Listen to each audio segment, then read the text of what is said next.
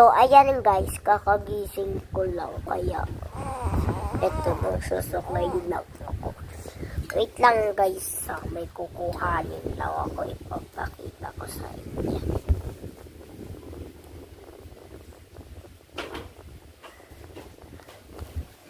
Ito na guys, wait lang guys ha.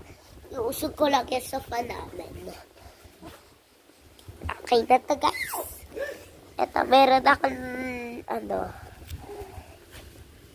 binder. Diyan, mga nakalaminate na photo cards.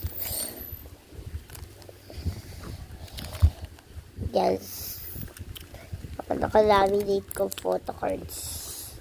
Wait lang kasi may baby kami. Ang gulo niya. Sorry guys. Kung magulo lang talaga yung video ko.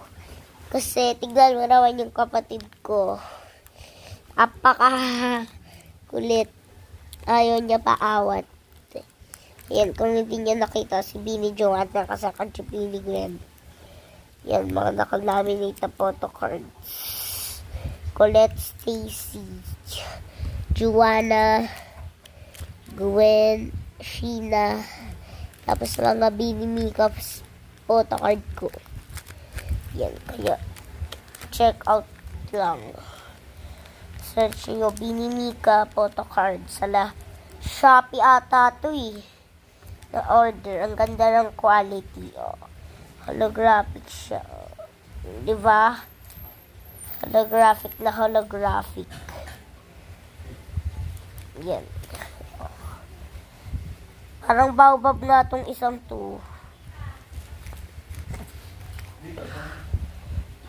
Yan siya. Oh. Salamin. Sino siya? Ay, ito pala, be. Ito pa siya. Masaya si Bini. Tsaka si Bini. Meron pa ako isa dito eh. Bibilisan ko na yung ko. 3 minutes lang to eh. Yan. Diba? Ang ganda talaga ng mga Bini Mika photo card. Sa TikTok lang yan nabibili, tsaka sa Lazada and Shopee. Mauubos na yung oras! Mauubos na yung oras ko, guys. Ayan, guys. Ayan. O, ayan kayo, guys. Salamin si grandbaby namin. Bye, guys.